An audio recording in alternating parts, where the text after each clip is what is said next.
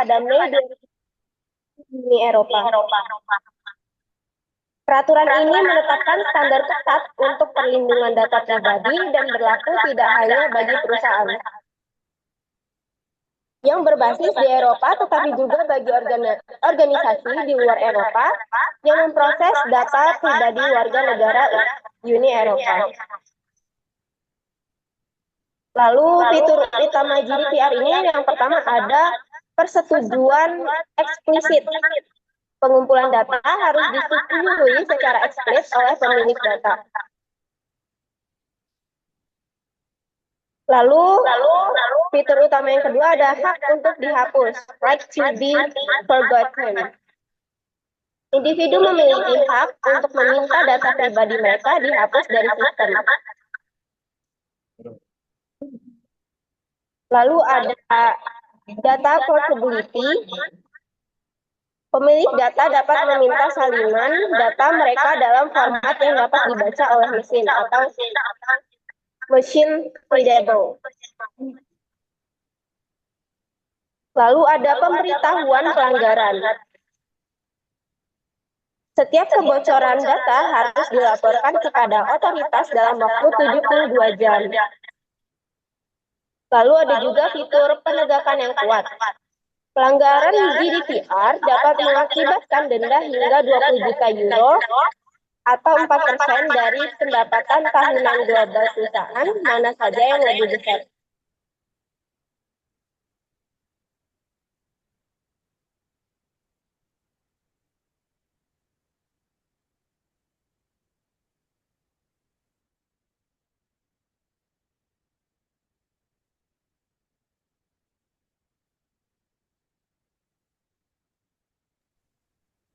Lalu yang kedua ada CCPA atau California Consumer Privacy Act.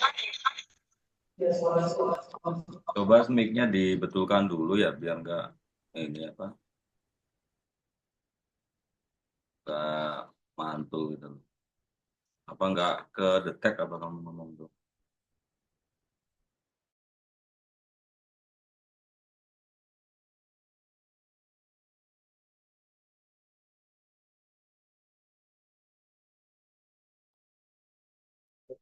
Lanjut ya.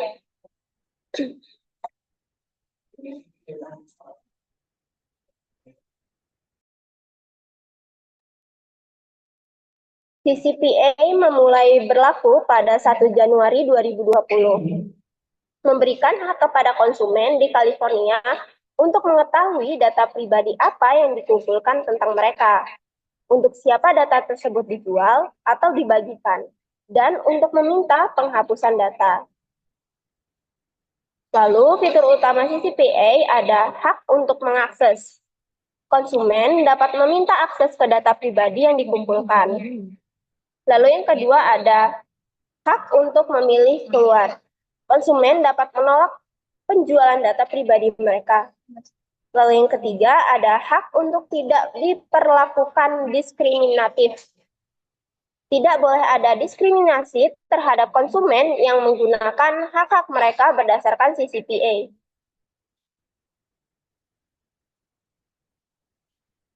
Lalu yang ketiga ada PAPADA atau PPAD. Personal Information Protection and Electronic Documents Act di Kanada. Ini mengatur bagaimana organisasi swasta di Kanada mengumpulkan, menggunakan, dan mengungkapkan data pribadi dalam rangkaian aktivitas komersial. Lalu fitur utamanya yang pertama ada kebebasan memilih. Pengumpulan informasi harus dilakukan dengan persetujuan pemilik data. Lalu yang kedua ada penggunaan terbatas, yaitu data harus digunakan hanya untuk tujuan yang diungkapkan pada saat pengumpulan. Yang ketiga ada hak untuk mengakses dan memperbaiki. Pemilik data dapat mengakses informasi dan mengoreksi data yang tidak akurat.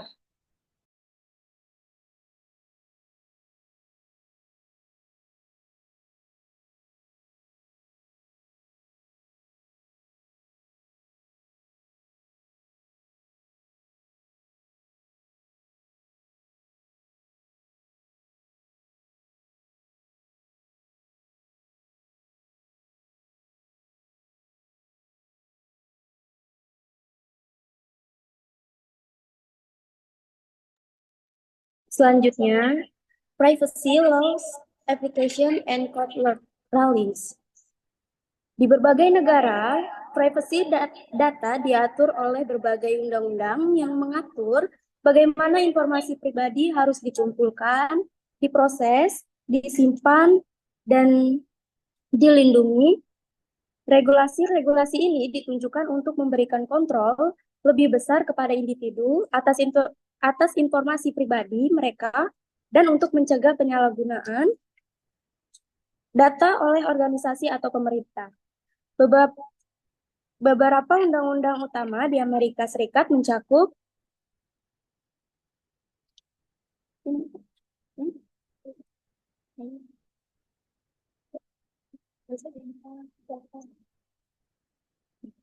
HIPAA, VERPA, dan COPPA.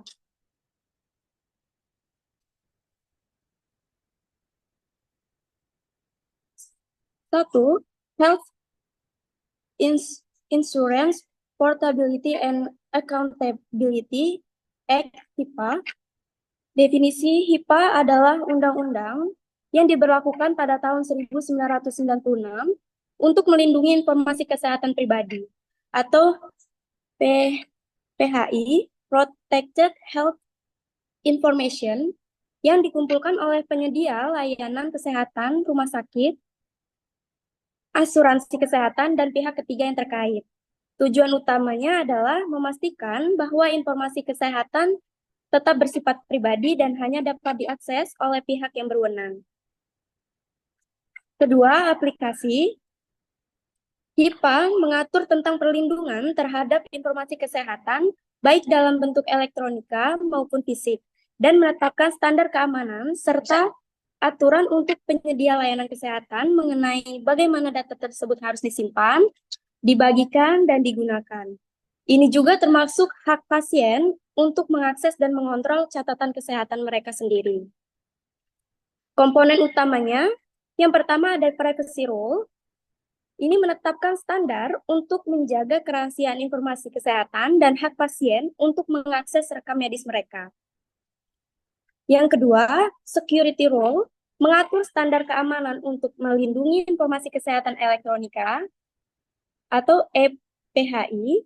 Yang ketiga, breach notification rule, yaitu mengharuskan penyedia layanan kesehatan untuk memberitahu pasien jika ada kebocoran data yang berpotensi merugikan privasi mereka. Contoh kasus pengadilan HIPAA, Endem Innsbruck 2015, ini salah satu kebocoran data terbesar yang pernah tercatat di sektor kesehatan, melibatkan lebih dari 79 juta catatan pasien yang dicuri oleh peretas. Nah, kasus ini mengakibatkan denda sebesar 16 juta dolar yang merupakan denda terbesar yang pernah dikenakan berdasarkan HIPAA pada saat itu.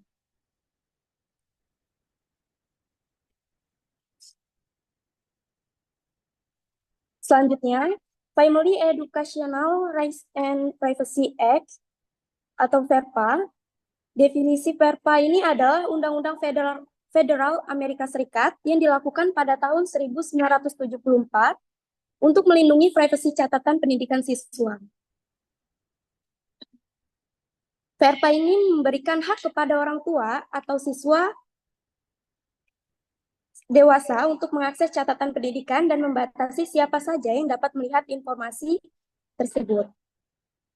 Aplikasi VERPA ini berlaku untuk semua lembaga pendidikan yang menerima pendanaan dari Departemen Pendidikan Amerika Serikat.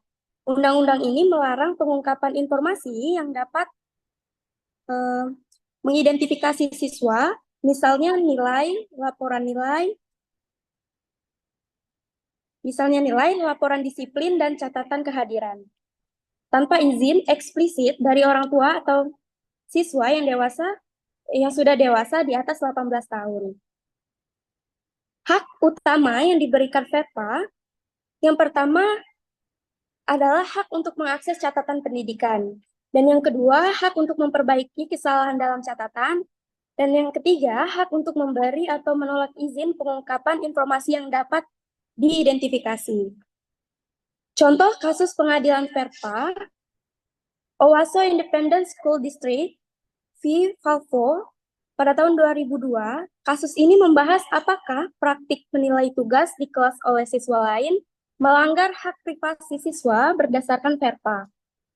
Mahkamah Agung Amerika Serikat memutuskan bahwa tindakan tersebut tidak melanggar Verpa karena tugas yang dinilai oleh sesama siswa bukan catatan pendidikan resmi yang disimpan oleh sekolah.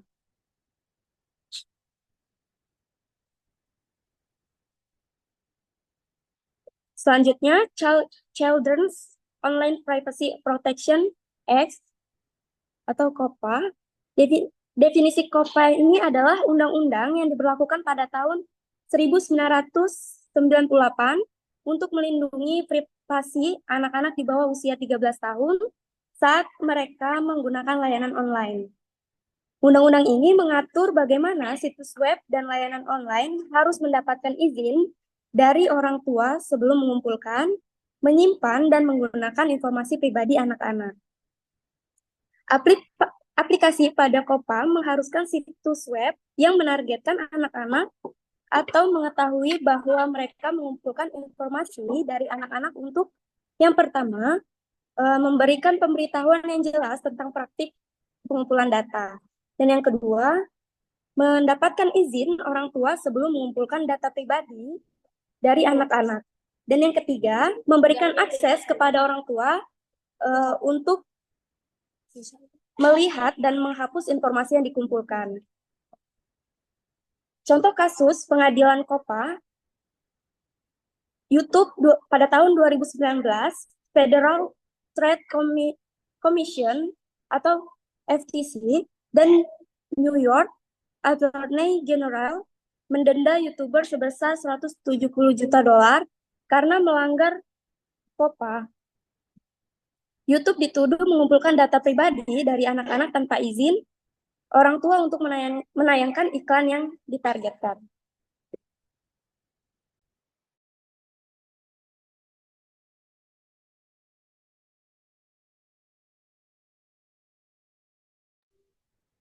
Oke, untuk selanjutnya yaitu mengenai penjelasan tentang data branch ya. Nah, jadi apa sih data branch ini? Nah, ya. Oke. Coba diulangi lagi, suaranya nggak kedengar itu. Ya, yaitu tentang data branch. Nah, tes. Nah, Untuk selanjutnya yaitu tentang data branch ya. Nah, apa sih data branch ini? Yaitu adalah insiden di mana informasi sensitif, terlindungi atau rahasia diakses, diungkapkan atau dicuri oleh pihak yang tidak berwenang.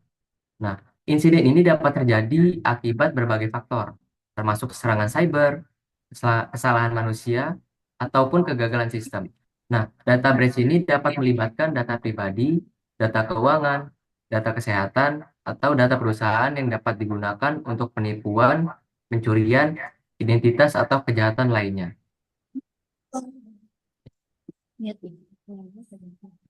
Next.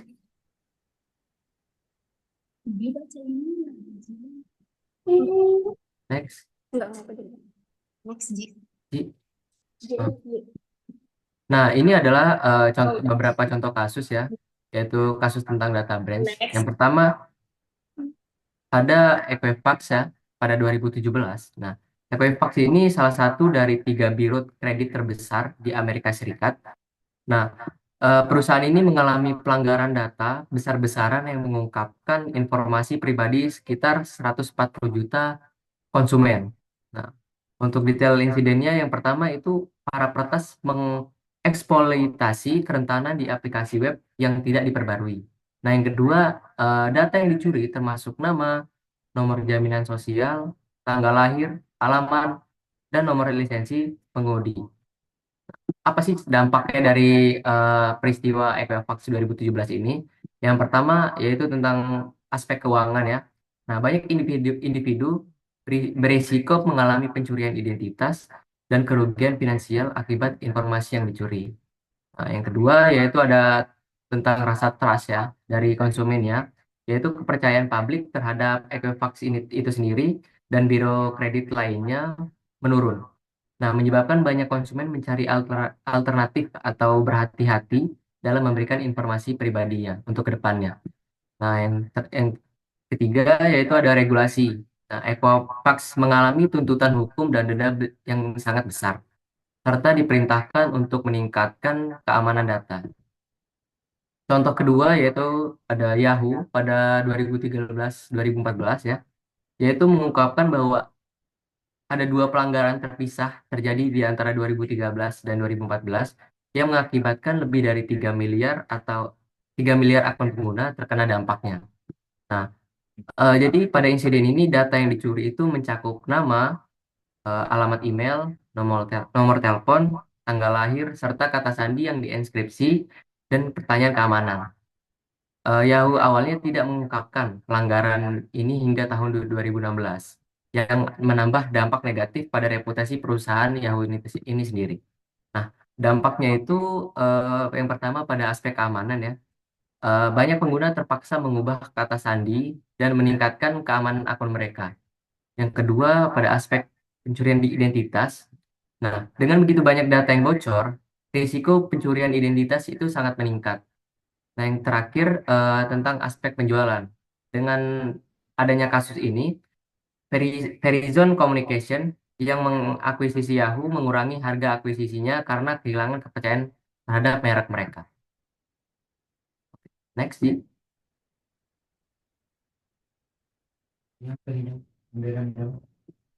Ah, selanjutnya yaitu tentang customer profiling ya. Eh, Customer profiling ini adalah proses pengumpulan dan analisis data tentang konsumen untuk memahami perilaku, preferensi, preferensi dan kebutuhan oleh customer itu sendiri. Nah, profil ini digunakan oleh perusahaan untuk merancang strategi pemasaran yang lebih efektif, mempersonalisasi pengalaman pengguna, dan meningkatkan penjualan. Nah, dengan menggunakan informasi yang dikumpulkan, perusahaan dapat mengidentifikasi segmen pasar tertentu, mengembangkan produk yang lebih sesuai, dan meningkatkan keterlibatan pelanggan. Nah, ada contoh yaitu platform e-commerce ya seperti Amazon ini menggunakan customer profiling untuk merekomendasikan produk kepada pengguna berdasarkan riwayat pembelian mereka. Nah, pencarian sebelumnya dan juga perilaku browsing. Nah, ada beberapa teknik ya customer profiling ini yaitu yang pertama ada cookies. Nah, di sini eh, adalah file kecil yang disimpan di perangkat pengguna saat mereka mengunjungi suatu situs web. Nah, mereka digunakan untuk menggunakan informasi tentang aktivitas pengguna di situs tersebut, seperti halaman yang dikunjungi, waktu yang dihabiskan, dan preferensi pengguna. Nah, fungsinya cookies ini yaitu yang pertama adalah pelacakan perilaku. Nah, cookies ini membantu situs web itu melacak perilaku pengguna dari waktu ke waktu, memungkinkan analisis pola penggunaan dari pengguna itu sendiri di situs web tersebut. Nah, yang kedua ada personalisasi. Dengan informasi dari cookies ini, perusahaan dapat menyesuaikan konten dan iklan yang ditampilkan kepada pengguna. Nah, untungnya itu meningkatkan relevansi dan juga kemungkinan adanya konversi. Nah, yang kedua teknik yang kedua adalah tracking. Tracking ini merujuk pada penggunaan teknologi untuk memantau dan merekam aktivitas pengguna di internet. Ini termasuk penggunaan alat seperti pixel tracking ataupun fingerprint. Ada beberapa fungsi ya dari tracking ini. Yang pertama adalah pixel tracking. Pixel tracking ini menggunakan gambar kecil yang disisipkan di halaman web atau email untuk melacak apakah pengguna membuka email atau mengunjungi halaman-halaman tertentu. Yang kedua, yaitu adalah fingerprinting, mengumpulkan informasi tentang perangkat pengguna seperti jenis browsing, sistem operasi, ataupun resolusi layar untuk menciptakan sebuah sidik jari unik ya yang dapat digunakan untuk mengidentifikasi pengguna. Eh, Next, Ji.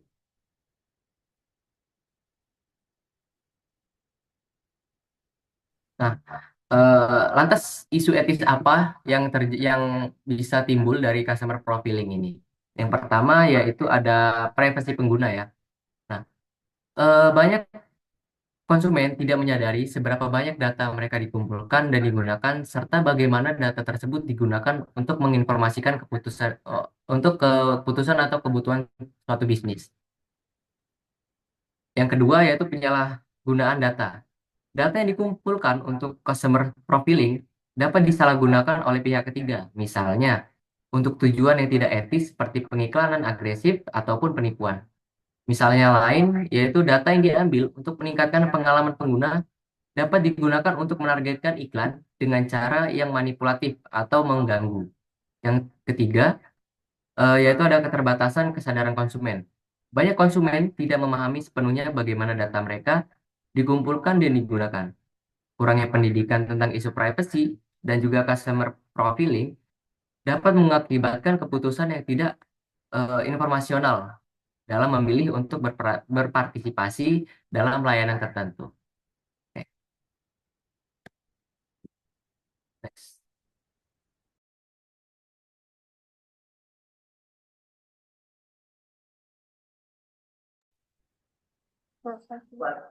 Workplace monitoring.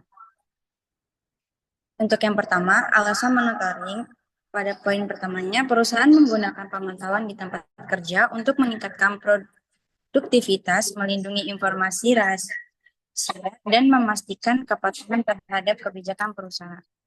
Untuk poin yang kedua, hal ini juga membantu mencegah penyalahgunaan sumber daya kantor seperti akses internet, email, atau perangkat keras untuk tujuan pribadi yang tidak terkait pekerjaan.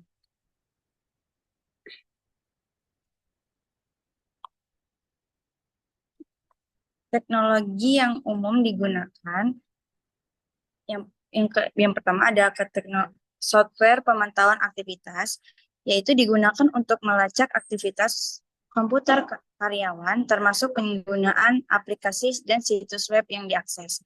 Untuk yang kedua, ada pemantauan email dan pesan, yaitu perusahaan sering memeriksa isi email serta pesan instan untuk mencegah kebocoran data atau penyebaran informasi sensitif. Yang ketiga, ada CCTV dan perekaman audio, yaitu kamera pengintai digunakan untuk memonitor gerakan fisik karyawan, sementara perekaman suara bisa digunakan di call center untuk memastikan kualitas layanan. Dan yang terakhir ada GPS tracking, digunakan untuk melacak kendaraan atau pergerakan karyawan di lapangan, memastikan kepatuhan dan keamanan saat bekerja di luar kantor.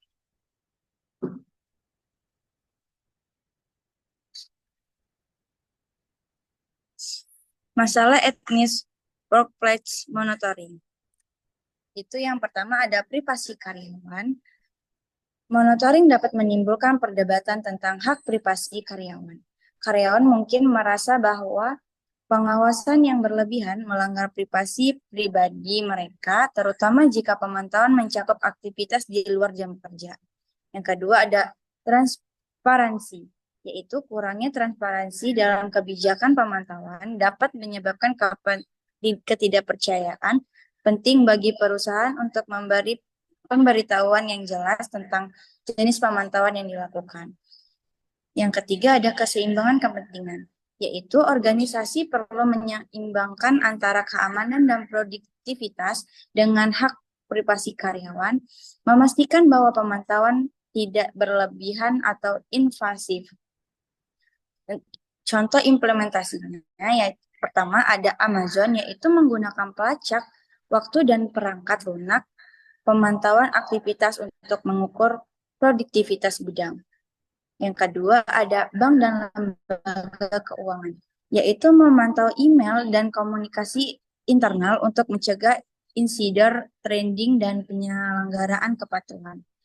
Kesimpulannya, workplace monitoring adalah alat penting bagi organisasi, tetapi perlu diterapkan dengan kebijakan yang jelas dan memperhatikan keseimbangan antara produktivitas dan privasi karyawan.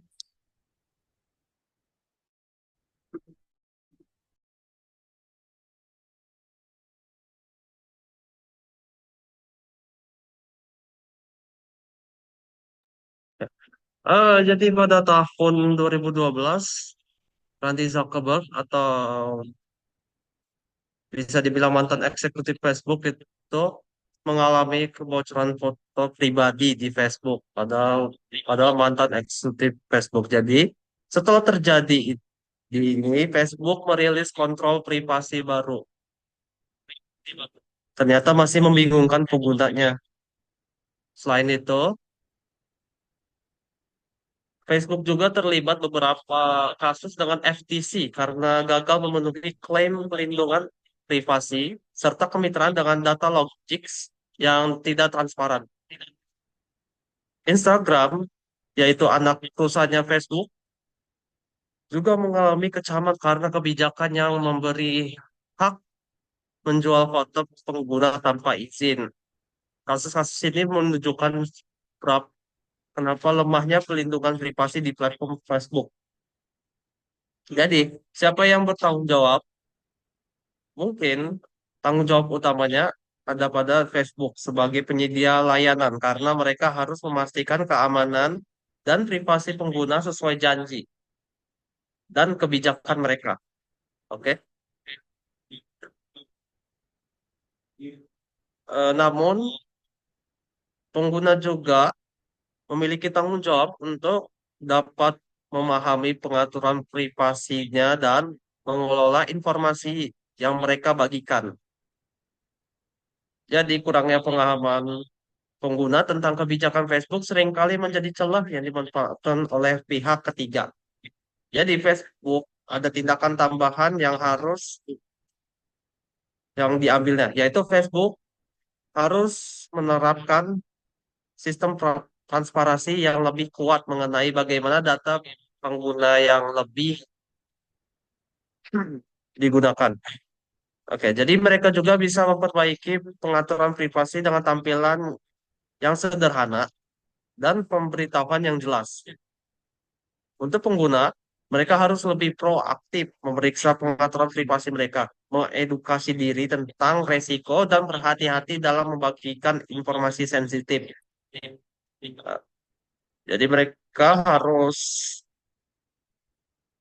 belajar juga kenapa kalau kita itu tidak bisa sembarangan foto di depan rumah gitu aja. Jadi isu privasi serius yang akan membuat berhenti Facebook itu ada isu yang bisa menyebabkan saya berhenti menggunakan Facebook itu kalau misalnya kebocoran data massal yang mengungkap informasi sensitif seperti detail keuangan saya, tulisan pribadi, atau jika Facebook terbukti secara aktif memanipulasi informasi pengguna yang untuk tujuan tertentu tanpa persetujuan mereka. Ini akan menunjukkan ketidakpedulian total mereka terhadap privasi, sehingga membuat platform tersebut tidak lagi dapat dipercaya. Jadi ada contoh kasus kebocoran data, data NPWP di Indonesia. Ini melibatkan sekitar 34 juta data pribadi wajib pajak di Indonesia yang bocor dan diunggah di forum online tersebut. Data yang bocor ini mencakup informasi penting atau sensitif seperti nama, alamat, NPWP, dan rincian kontak. Kebocoran ini saat ini memicu keprihatinan serius terkait keamanan dan informasi pemerintah. Saat ini, Kementerian Keuangan dan Kementerian Komunikasi dan Informatika atau Kominfo sedang melakukan investigasi untuk menentukan sumber kebocoran serta langkah mitigasi yang perlu diambil untuk menghindari kebocoran lebih lanjut. Insiden ini menunjukkan bahwa meskipun regulasi cyber sudah ada, masih ada celah yang perlu diperbaiki untuk melindungi data masyarakat. Ya. Jadi kesimpulannya ini, pada chapter 4 atau bab 4 ini menekankan bahwa privasi pengguna di platform digital seperti Facebook adalah isu yang sangat kompleks, melibatkan tanggung jawab perusahaan dan individu. Meskipun perusahaan harus meningkatkan transparansi dan kontrol privasi, pengguna juga perlu proaktif dan memahami peraturan privasi mereka. Kasus kebocoran data dan penggunaan informasi pribadi menunjukkan bahwa pelindungan privasi memerlukan kolaborasi antara penyedia layanan dan pengguna untuk menciptakan lingkungan digital yang lebih aman dan terpercaya. Upaya bersama ini sangat penting untuk menghindari pelanggaran privasi yang lebih serius di masa depan. Ya, itu saja dari kelompok kami. Kami akan membuka pertanyaan, 5 pertanyaan. Jadi bisa raise hand di Zoom-nya.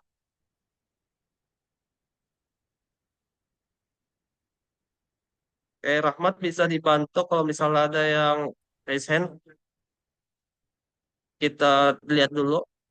Oke. Ada Ahmad Harlan, Sareza, Irfan,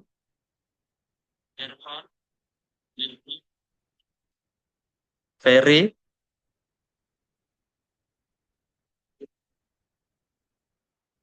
dan Fadil. Oke.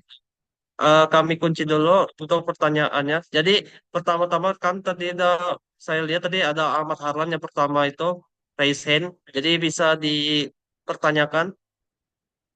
Baik, di sini saya dari kelompok 9 mau menanyakan apa yang terjadi dalam kasus kebocoran data NPWP di Indonesia dan bagaimana kejadian ini mengungkapkan kelemahan dalam keamanan cyber.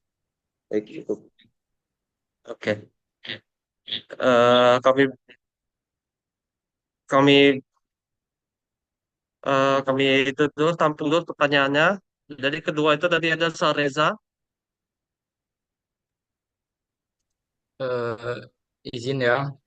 Tadi kan kalian menyinggung mengenai algoritma AI yang dapat memprediksi perilaku dan juga menyinggung mengenai GDPR dan juga CCPR. Nah, pertanyaan saya, Mohon apakah maaf, penggunaan Sareza. algoritma berbasis AI itu dapat melanggar privasi pengguna jika algoritma tersebut itu menganalisis perilaku tanpa persetujuan eksplisit.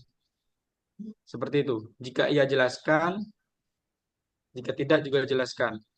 Dan bagaimana hal ini berkaitan dengan regulasi seperti GDPR dan juga CCPA. Terima kasih. Oke. Lanjut tadi. Ada Irfan ya? Ya, saya Oke. saya mau nanya dalam konteks teknologi deepfake dan manipulasi media itu, bagaimana kita dapat melindungi integritas informasi dan privasi individu tanpa membatasi kebebasan berekspresi?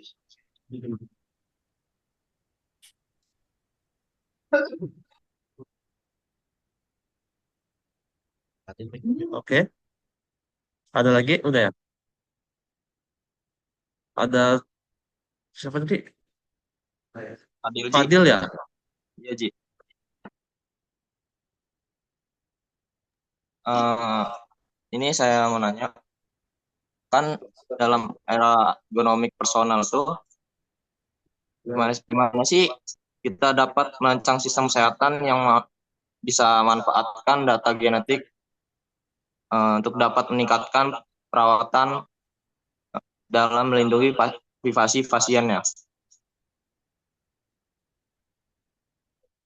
Ya, oke. Ya. Oke, sudah kami kunci dulu pertanyaannya.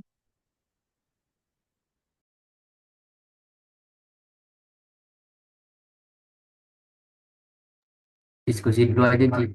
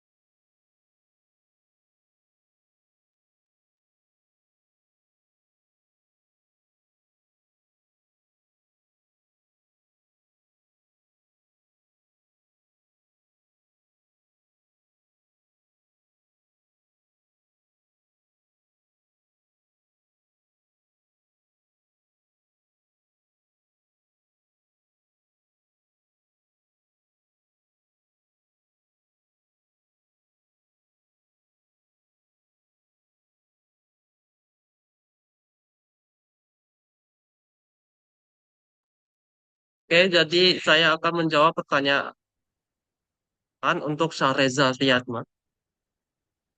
Jadi, penggunaan algoritma berbasis AI itu dapat melanggar jika menganalisis perilaku tanpa persetujuan eksplisit, karena dapat melacak untuk membuat profil pengguna tanpa pengetahuan mereka. Iya, ini bertentangan dengan regulasi seperti GDPR atau CCPA yang menetapkan pelindungan data pribadi, termasuk persetujuan eksplisit hak akses dan hak untuk menghapus data. GDPR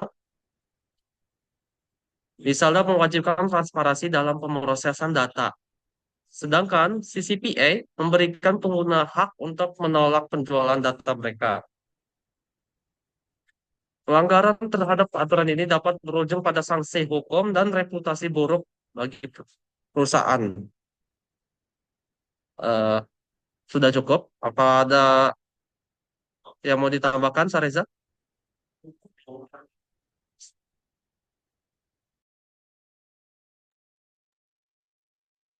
Mungkin bisa jelaskan sedikit mengenai persetujuan persetujuan eksplisitnya, Mas Haji. Oh iya, oke oke. Jadi kan sebelum kita seperti contoh, kalau kita bisa memakai chat GPT deh ya, kan di situ kan ada rules and terms yang disetujui. Kita membaca itu dan biasanya kalau kalau kita ini kita hanya klik-klik kita menyetujui itu, yang berarti kita sudah menyetujui eksplisit. Tetapi persetujuan tanpa persetujuan eksplisit itu aplikasi sudah digunakan. Jadi berarti pengguna itu secara jelas atau aktif memberikan persetujuan mereka untuk penggunaan data pribadi. Ini melibatkan tindakan seperti mencentang kotak itu seperti tadi saya bilang atau memberikan izin tertulis setelah diberi informasi yang jelas mengenai tujuan penggunaan datanya. Persetujuan ini juga dapat didapatkan sebelum data dianalisis, terutama untuk tujuan profil perilaku oleh algoritma berbasis AI atau Artificial Intelligence. GDPR dan CCPA menekankan bahwa persetujuan harus spesifik atau terinformasi dan diberikan secara sukarela oleh pengguna tanpa tekanan atau paksaan. Sudah cukup? Sudah cukup, Mas Haji. Terima kasih. Oke.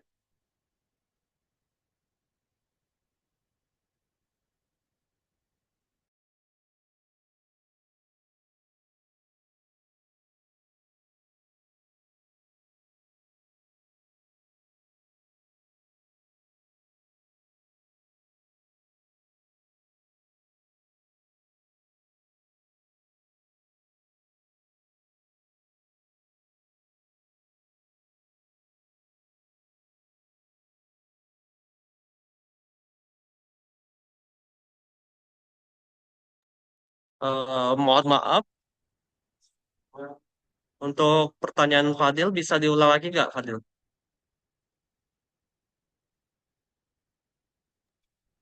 Oke, saya ngulang pertanyaan saya. Kan dalam era ergonomik personal dan medicine presisi, bagaimana gimana sih kita dapat merancang sistem kesehatan yang bisa memanfaatkan data genetik untuk meningkatkan perawatan dan melindungi privasi pasien untuk mencegah diskriminasi genetik.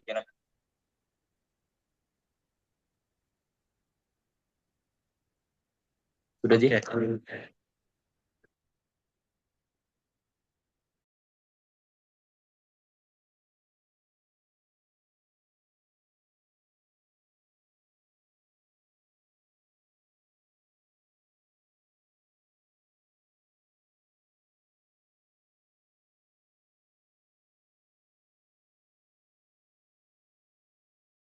Izin menjawab ya, Fadil. Baik.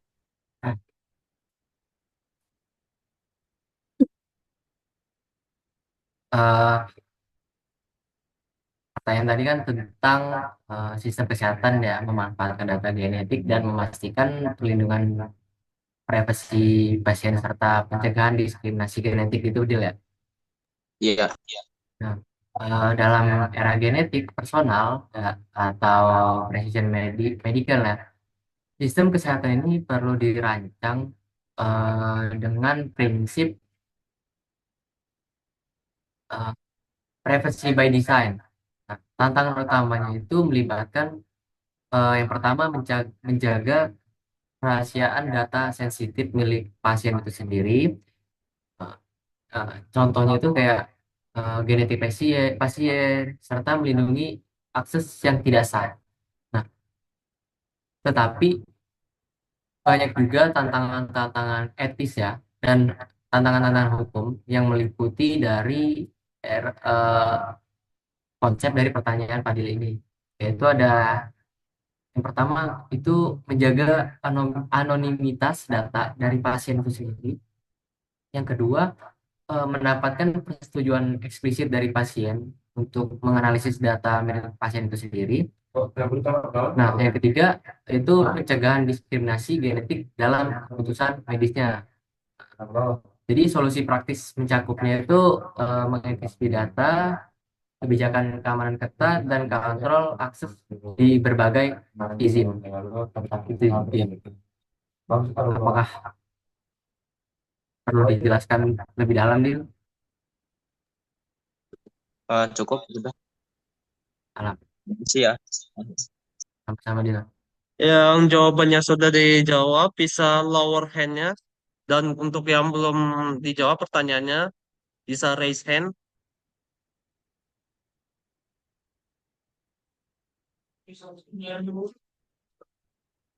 Oke. Fadil,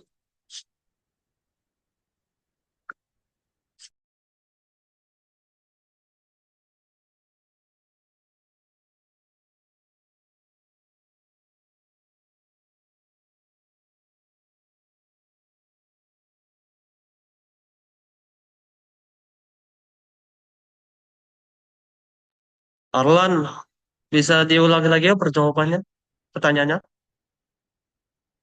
Apa tadi? Baik. Di sini. Apa yang terjadi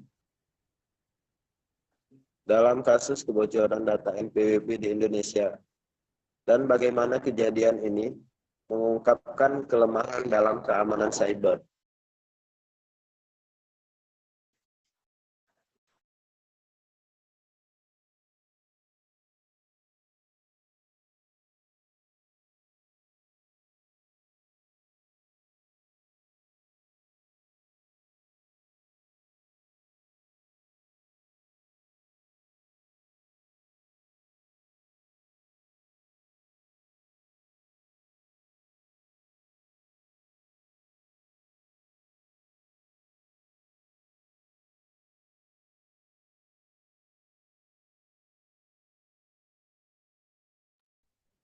Izin menjawab pertanyaan Harlan. Jadi pada kasus kebocoran data itu NPWP nomor pokok wajib pajak di Indonesia terjadi ketika data pribadi wajib pajak termasuk NPWP, nama, dan informasi lainnya bocor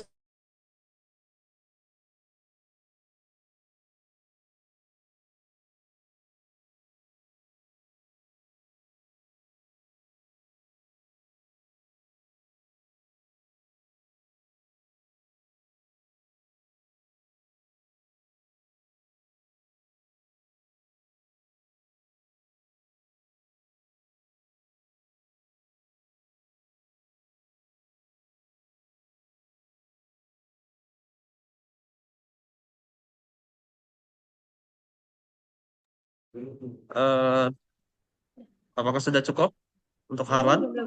belum. Oke. Yaitu kebocoran ini menunjukkan bahwa data yang seharusnya dilindungi dengan baik justru mudah diakses. Untuk yang kedua, ada sistem akses yang lemah, yaitu kurangnya kontrol akses yang ketat memperlihatkan dapat mengakses data pribadi dengan mudah. Ketiga ada kepatuhan terhadap regulasi. itu kelemahan Kelemahan dalam kepatuhan terhadap regulasi perlindungan data pribadi juga terlihat, di mana standar keamanan yang ada tidak diimplementasikan dengan baik. Untuk yang keempat Untuk yang keempat ada kesadaran dan pelatihan, yaitu banyak karyawan atau pihak yang terlibat dalam pengelolaan data yang kurang teredukasi tentang praktik keamanan siber yang baik. Kebocoran ini meningkatkan perhatian terhadap pentingnya penguatan keamanan siber dan perlindungan data pribadi di Indonesia, mendorong kebutuhan untuk memperbaiki infrastruktur keamanan dan mematuhi regulasi yang lebih ketat.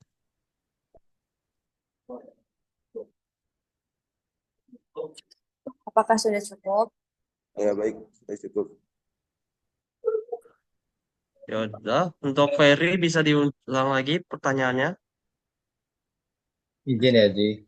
Nah, tadi kan kalian menyinggung tentang kebocoran data di Facebook. Nah, pertanyaannya itu, bagaimana kasus pelanggaran privasi yang besar-besaran di platform digital seperti kebocoran data di Facebook tadi, itu mempengaruhi persepsi publik tentang keamanan data pribadi. Nah, apa yang dapat dilakukan untuk memulihkan kepercayaan atau ya kepercayaan tersebut? Gitu sih, Ji. Terima kasih.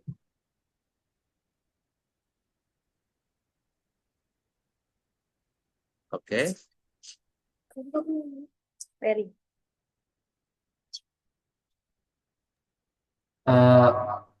Izin menjawab pertanyaan Irfan ya. Pertanyaannya tadi kan mengenai tentang dalam konteks perkembangan teknologi deepfake ya dan manipulatif data, bagaimana kita dapat melindungi integritas informasi dan privasi individu tanpa membatasi kebebasan berekspresi. Itu kan ya? Ya. Nah, jadi memang dari konteks teknologi deepfake itu dan media manipulatif itu melindungi integritas informasi dan privasi individu itu memerlukan keseimbangan antara sisi regulasi yang tepat dan juga kebebasan berekspresi, Pak. Nah, untuk kaitannya dengan bab kami itu yaitu tentang privasi ya, membahas perlindungan privasi serta persetujuan eksplisit. Jadi regulasi seperti GDPR dan juga CCPA itu mengatur penggunaan data, sementara langkah seperti edukasi publik, pengembangan teknologi mendeteksi deepfake dan juga penegakan hukum terhadap penyalahgunaan konten bisa dilakukan tanpa membatasi kreativitas dari si penggunanya, gitu kan?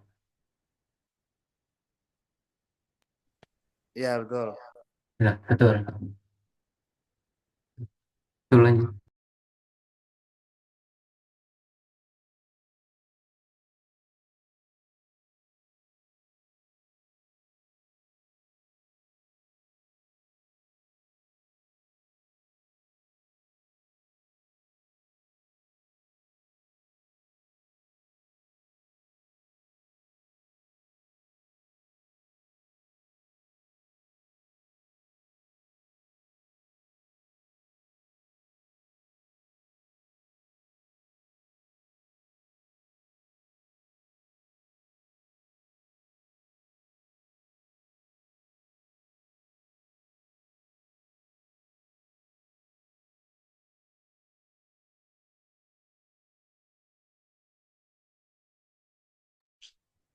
Ya.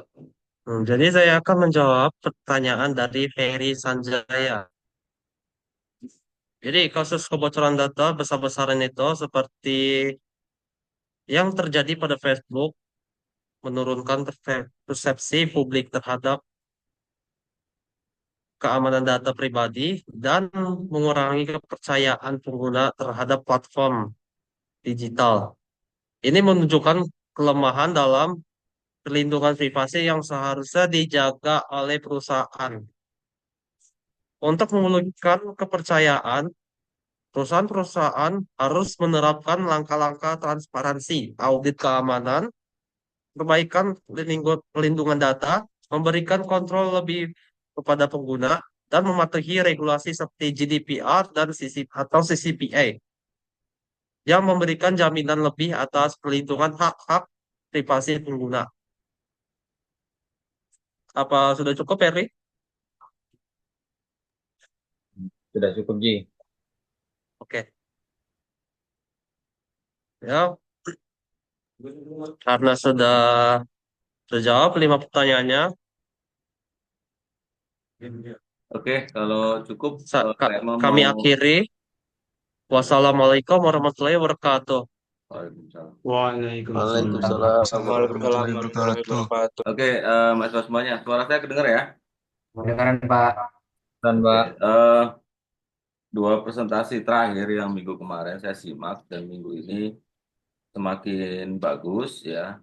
Jadi data-data apa namanya dari sisi keilmuan, basis keilmuannya terungkap, kemudian data-datanya ada, kemudian dikaitkan dengan fakta-fakta yang ada di lingkungan kita atau di Indonesia lah secara umum, ya. Meskipun tadi tidak secara eksplisit menyinggung tentang undang-undang perlindungan data pribadi ya, seperti itu. Tapi nanti ada topik sendiri nggak apa-apa, ya, nggak apa-apa. Topik sendiri ada. Tapi seandainya tadi ditambahkan juga lebih bagus lagi. Terus pertanyaan-pertanyaan juga saya evaluasi cukup bagus ya, pertanyaan yang cukup berbobot. Level pertanyaannya levelnya sudah ke arah level analisa semuanya. Jadi fakta, kemudian ada teori, kemudian bisa membandingkan antara fakta dan teori, tanggapan dari fakta, kemudian teorinya seperti apa, bagaimana tanggapan konsepnya dengan fakta yang ada itu luar biasa. Kemudian termasuk yang menanggapi juga cukup bagus. Saya perhatikan. Ini tolong di apa di apa namanya? Share-nya, share screen. Share screen-nya Pak Teji. Ya, termasuk dari sisi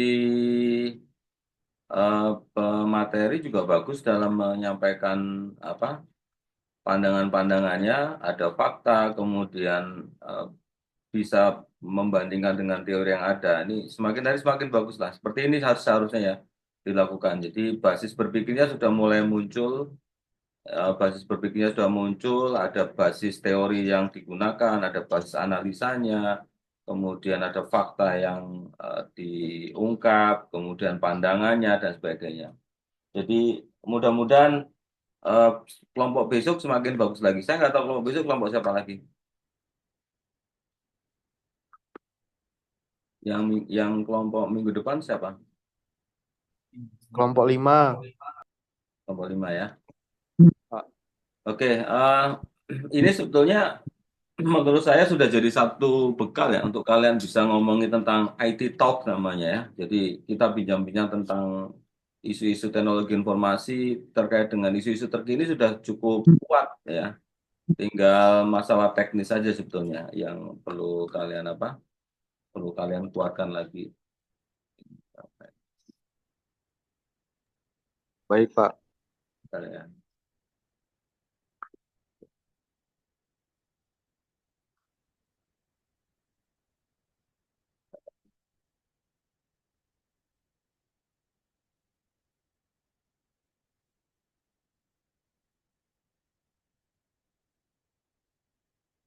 Ya.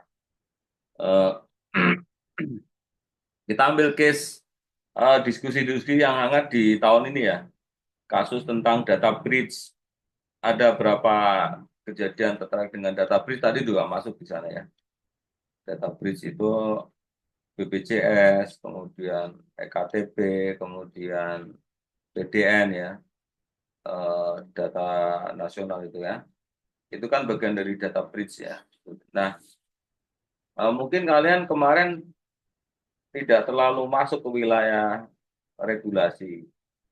Nah, saya berharap di topik yang hari ini terkait dengan privacy ya, atau data privacy, Anda bisa coba simak-simak kembali video-video di YouTube yang membahas ini semuanya. Ya, kemudian coba kalian masuk ke wilayah ekosistem dia atau masuk ke frekuensi mereka. Kira-kira bahasa, kosakata, analisa yang kamu gunakan itu sudah berada di situ enggak? Nah, itu sebenarnya salah satu acuan untuk mengukur kita itu ada di mana posisi. Terus yang kedua, terkait dengan privacy, ya hari ini dan kemarin juga terkait dengan apa sih kemarin topik kemarin ya, saya lupa ya.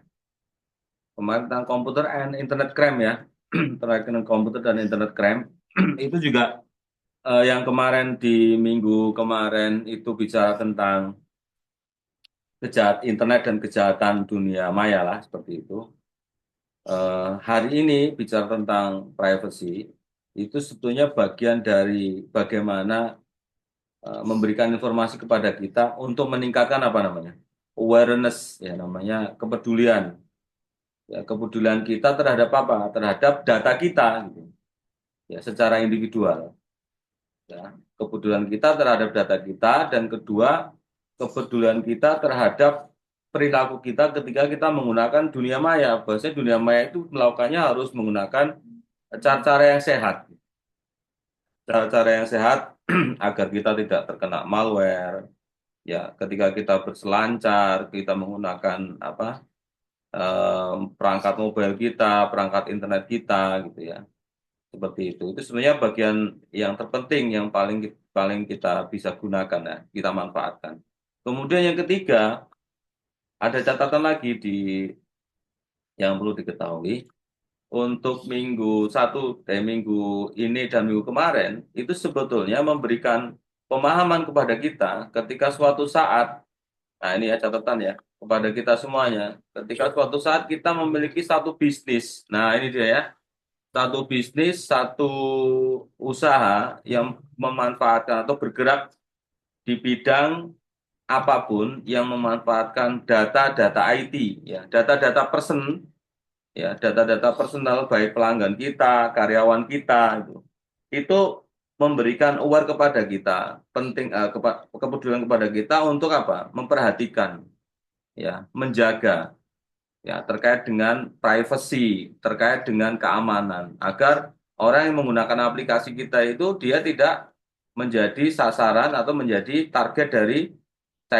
kejahatan cyber atau kejahatan dunia maya. Atau yang kedua, kita memberikan kepastian kepada mereka bahwasanya data-data yang mereka mereka gunakan mereka berikan kepada kita itu diberikan kepastian kepercayaan gitu. Ya, seperti itu. Nah, seperti case yang tadi disampaikan terkait dengan Facebook, ya, terkait dengan EKTP dan sebagainya. Ini sebetulnya kalau ada pilihan, orang itu cenderung cenderung meninggalkan, cuman karena nggak ada pilihan. Termasuk kasus tahun lalu BSI ya, BSI itu. Apakah kira-kira dengan data pribadi terkait dengan perbankan yang orang bisa mengakses data, kemudian sampai ke user password, kemudian memberikan rasa aman, ya. Terus kemudian bagaimana dampaknya kepada bisnis mereka. Nah, ini jadi satu catatan yang besar untuk kita semuanya. Untuk ketika suatu saat mahasiswa semuanya memiliki satu bisnis di sana ya, seperti itu. Termasuk ketika suatu saat mahasiswa itu memiliki kemampuan atau menjadi pengembang atau developer lah, ya, menjadi developer.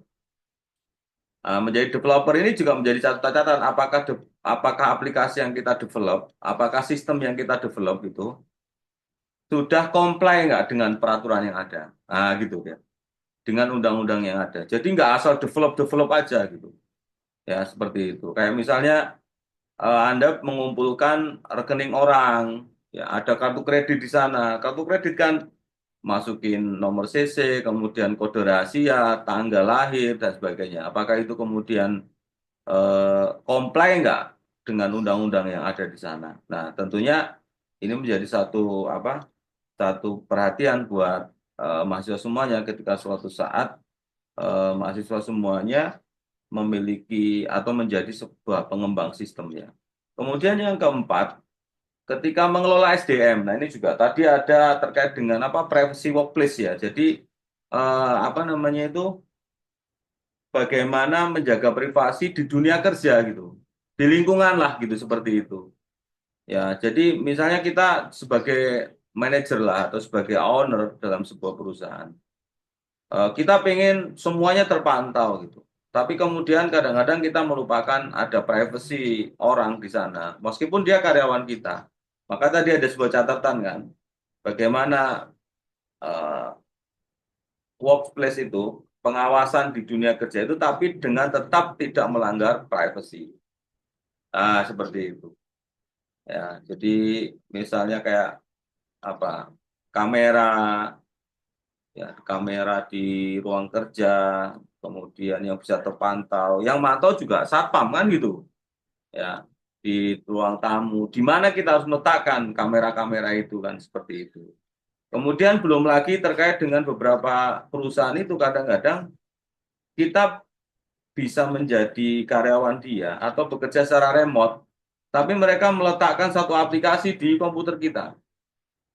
Nah, di komputer kita yang komputer itu akan terpantau setiap menit ke menitnya. Apa yang kita buka, apa yang kita kerjakan. Nah, terus bagaimana sikap kita kalau suatu saat kita bekerja di perusahaan yang mereka menggunakan konsep pengawasan kerja yang ketat seperti ini. Nah, tentunya mahasiswa semuanya harus punya aware, punya kepedulian. Ya boleh, tapi saya nggak mau menggunakan laptop pribadi, handphone pribadi. Nah, harusnya begitu, ya. Berarti si perusahaan harus menyediakan perlengkapan yang spesifik. Nah, begitu. Yang spesifik untuk bekerja. Nah, supaya apa? Supaya mahasiswa atau kalian nanti ketika bekerja bisa memisahkan antara bisa menggunakan perangkat itu untuk keperluan pekerjaan sehingga terpisah antara data-data personal dengan data-data yang bukan personal seperti itu. Jadi jangan misalnya ya sudah nanti kamu kerjanya pakai laptopmu ya, tapi nanti saya kasih aplikasi, nanti semua aktivitas di situ kepantau semuanya. Berarti Anda nggak punya privacy ya seperti itu. Nah, ini jadi satu aware, satu apa namanya kepedulian lah ya seperti itu. Jadi harapannya semakin ke sini semakin good lah gitu. Ya, termasuk diskusi-diskusinya tadi juga cukup bagus. Ya, saya berharap untuk mahasiswa yang belum aktif terus aktif ya karena ini kesempatan untuk jadi panggung kalian. Ya, nah, saya lihat di beberapa kelompok sudah good menyampaikannya untuk secara person ya. Secara person sudah good, mungkin Anda bisa membuat satu kegiatan-kegiatan, diskusi, nah seperti ini. Materi hari ini dan materi kemarin itu kalau Anda gunakan untuk membuat semacam diskusi publik itu sudah cukup menurut saya. Ya, tinggal dikaitkan saja dengan Dengan eh, kejadian-kejadian yang ada. Kemudian yang kedua, tinggal audiennya saja disesuaikan. Begitu. Ya, misalnya leveling untuk audiennya ngomongin tentang privacy, mungkin mahasiswa di luar komputer mungkin mereka tidak paham terkait dengan privacy. Nah, mungkin kalian bisa membuat satu kampanye. Nah, gitu kan ya.